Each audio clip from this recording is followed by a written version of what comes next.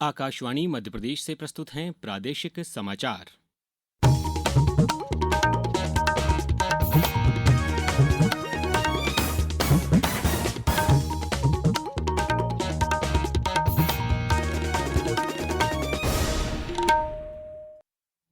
नमस्कार, समाचारों के साथ मैं अभिषेक कटियार। सबसे पहले इस बुलेटिन के मुख्य समाचार।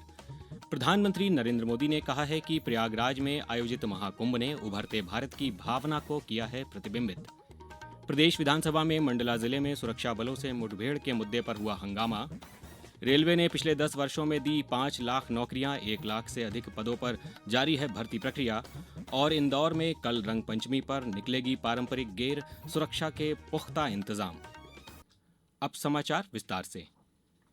प्रधानमंत्री नरेंद्र मोदी ने कहा है कि प्रयागराज में आयोजित महाकुंभ ने उभरते भारत की भावना को प्रतिबिंबित किया है और पूरे विश्व ने देश की शक्ति को देखा है। उन्होंने कहा कि विविधता में एकता भारत की विशेषता है, जिसे हाल ही में संपन्न महाकुंभ के दौरान अनुभव किया गया।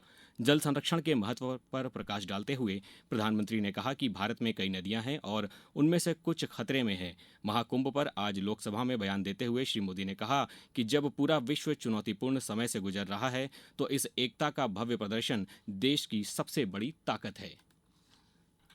पूरे विश्व ने महाकुंभ के रूप में भारत के विराट स्वरूप के दर्शन किए। सबका प्रयास का यही साक्षात स्वरूप है। ये जनता जनार्दन के संकल्पों के लिए जनता जनार्दन की श्रद्धा से प्रेरित महाकुंभ था। विधानसभा के बजट सत्र के छठे दिन आज प्रश्नकाल में महिला विधायकों, विशेषकर पहली बार की महिला विधायकों को प्रश्न पूछने का अवसर दिया गया। शुरू के 7 प्रश्न महिला विधायकों के ही थे।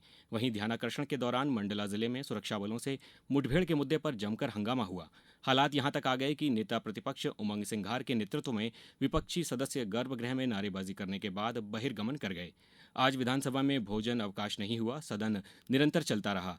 ध्यानाकर्षण के बाद अध्यक्ष ने बजट पर चर्चा की।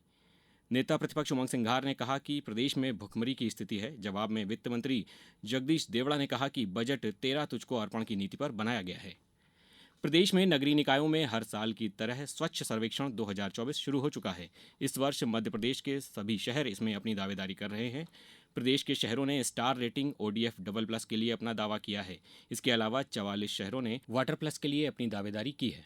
प्रदेश में लगभग 6,700 टन कचरा प्रतिदिन संग्रह किया जाता है। इसके लिए 7,500 से अधिक कचरा वाहन उपलब्ध कराए गए हैं। इस संग्रहित कचरे की प्रोसेसिंग के लिए हर छोटे बड़े शहर में जरूरी संसाधन उपलब्ध हैं।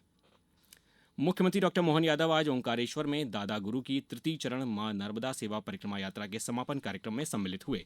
इस अवसर पर मुख्यमंत्री ने कहा कि 2028 में सिंहस्थ को भव्य बनाने के लिए सभी प्रयास किए जाएंगे। उन्होंने कहा कि उज्जैन में महाकाल लोक के निर्माण से मध्य प्रदेश के धार्मिक पर्यटन को बढ़ावा मिला है। इसी तरह ओंकारेश्वर लोक का विकास किया जाएगा। उन्होंने कहा कि ओंकारेश्वर धाम भी आने वाले समय में जगमगाएगा।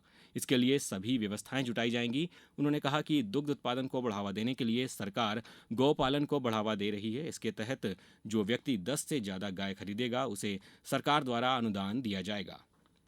अब समाचारों में वक्त है एक ब्रेक का। ये समाचार आप आकाशवाणी मध्य प्रदेश से सुन रहे हैं। ये समाचार बुलेटिन YouTube पर Madhya Pradesh news all India radio channel पर और Facebook साथ ही X प्लेटफॉर्म पर AIR न्यूज भोपाल पेज पर सुने जा सकते हैं। इसके अलावा आप हमारी वेबसाइट newsonair.gov.in पर अथवा न्यूज ऑन AIR ऐप पर भी समाचार सुन सकते हैं।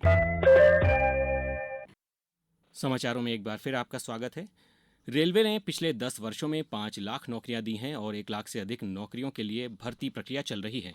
रेल मंत्री अश्विनी वैष्णव ने कहा कि भारतीय रेलवे अच्छी वित्तीय स्थिति में है और सरकार इसे और बेहतर बनाने के लिए काम कर रही है। श्री वैष्णव ने रेल मंत्रालय के कामकाज पर लोकसभा में चर्चा का जवाब देते हुए आज ये बात कही। उन्होंने कहा कि देश में 2020 से यात्री किराए में कोई बढ़ोतरी नहीं की गई है और ये अन्य देशों की तुलना में काफ़ी किफ़ायती है। 2020 के बाद में पैसेंजर फेयर्स नहीं बढ़ाए हैं और 2020 से कांस्टेंट है। आज भी किसी भी पड़ोसी देशों से भी कंपैरिजन करें तो रेलवे का किराया बहुत कम है।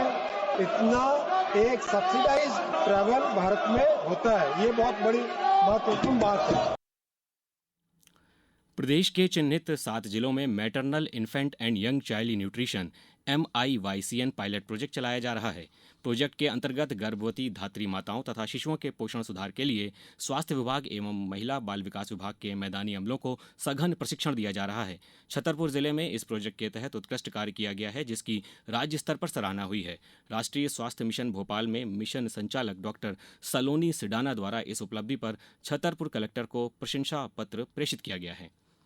सतपुड़ा टाइगर रिजर्व और मेलघाट टाइगर रिजर्व के बीच वन्य प्राणियों का कॉरिडोर से विचरण होता रहता है। अब सरकार ने इस दिशा में कदम उठाते हुए बैतूल जिले में आने वाले कॉरिडोर को कन्वर्जन रिजर्व घोषित किया है। ये क्षेत्र वास्तव में 2 वादियों और घने जंगलों का संगम स्थल है, जहां बड़ी संख्या में वन्य जीव विचरण करते हैं। इस क्षेत्र को संरक्षित करने से पर्यटन को भी बढ़ावा मिलेगा और स्थानीय लोगों के लिए रोजगार के नए अवसर सृजित होंगे। देश के सबसे स्वच्छ शहर इंदौर में रंग पंचमी पर होने वाली विश्व प्रसिद्ध पारंपरिक गेर कल निकलेगी। करीब 3 किलोमीटर लंबी गेर में लाखों लोग शामिल होंगे। महापौर पुष्यमित्र भार्गव ने बताया कि गेर को देखते हुए विशेष इंतजाम किए गए हैं ताकि किसी भी आगंतुक को असुविधा न हो। उन्होंने बताया कि गेर में मुख्यमंत्री डॉक्टर मोहन यादव भी शामिल होने के लिए आ रहे हैं। गेर की सफाई समय पर हो, ठीक से हो, पूरे संसाधनों के साथ सड़क पर सफाई दिखे, उसको रिव्यू करके उसके दिशा निर्देश दिए हैं कि सफाई में संसाधनों के साथ तय समय में सफाई हो जाए गेर के खत्म होते ही। दूसरा, गेर में इंदौर की सफाई का संदेश भी जाए, इसको लेकर भी कुछ अनूठे प्रयास किए जाएं, इसके भी निर्देश दिए हैं। इंदौर में जिला प्रशासन ने गेर के लिए व्यापक स्तर पर तैयारियां की हैं। रजवाड़ा को ढक दिया गया है ताकि रंगों के कारण खराब न हो। हुड़दंगियों पर ड्रोन से नजर रखी जाएगी। धार जिले में रंग पंचमी पर बड़ी संख्या में फाग यात्रा निकाली जाएंगी। गत 25 वर्षों से निकाली जा रही राधा कृष्ण फाग यात्रा आकर्षण का प्रमुख केंद्र होगी। बड़वानी में कल रंग पंचमी के अवसर पर परंपरा अनुसार गेर निकाली जाएगी। मुख्यमंत्री डॉक्टर मोहन यादव ने कहा है कि प्रधानमंत्री नरेंद्र मोदी ने प्रदेश के शहडोल जिले के छोटे से गांव के उभरते फुटबॉल खिलाड़ियों को बढ़ावा देने के लिए उनकी तुलना ब्राजील से कर खिलाड़ियों का मनोबल बढ़ाया है। उन्होंने कहा कि ये प्रधानमंत्री का मध्य प्रदेश के प्रति विशेष स्नेह का प्रकटीकरण है। प्रदेश में न्यूनतम समर्थन मूल्य पर गेहूं की बिक्री के लिए अभी तक 10,20,000 से ज़्यादा किसानों ने पंजीयन कराया है। किसान 31 मार्च तक पंजीयन करा सकते हैं, जबकि उपार्जन केंद्रों में खरीदी 5 मई तक होगी। अब कुछ समाचार संक्षेप में। शाजापुर जिले में पुलिस विभाग के सीएम हेल्पलाइन के 241 मामले लंबित हैं। इनके निपटारे के लिए आज संबंधित पक्षों को बुलाकर चर्चा की गई। भोपाल के शाहजहानाबाद थाना क्षेत्र में 5 वर्षीय बच्ची का अपहरण कर दुष्कर्म और हत्या करने वाले आरोपी अतुल भालसे को भोपाल जिला न्यायालय ने फांसी की सजा सुनाई है। नीमच में अब उपखंड तहसील विकासखंड नगरीय निकाय मुख्यालय पर भी जन सुनवाई कर जन समस्याओं का निराकरण किया जा रहा है। रायसेन कलेक्ट्रेट कार्यालय में आयोजित जन सुनवाई में कलेक्टर द्वारा नागरिकों की समस्याओं का निराकरण किया गया।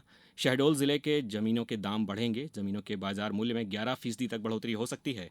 सागर में संभागायुक्त डॉक्टर वीरेंद्र सिंह रावत ने ग्रामीण यांत्रिकी सेवा दमोह के सहायक यंत्री एवं प्रभारी सहायक यंत्री को निलंबित कर दिया है। भोपाल में स्वराज संस्थान संचालनालय द्वारा अमर शहीद भगत सिंह, सुखदेव और राजगुरु के बलिदान दिवस पर देशभक्ति गीतों की प्रस्तुति का आयोजन किया गया है। और भोपाल में शिवाजी ट्रॉफी क्रिकेट टूर्नामेंट में आज ब्लाइंड क्रिकेट टीम और शिवाजी क्रिकेट टीम के बीच मैच खेला गया। इस मुकाबले में ब्लाइंड क्रिकेट टीम ने जीत हासिल की। अंत में मुख्य समाचार एक बार फिर। प्रधानमंत्री नरेंद्र मोदी ने कहा है कि प्रयागराज में आयोजित महाकुंभ ने उभरते भारत की भावना को किया है प्रतिबिंबित। प्रदेश विधानसभा में मंडला जिले में सुरक्षा बलों से मुठभेड़ के मुद्दे पर हुआ हंगामा।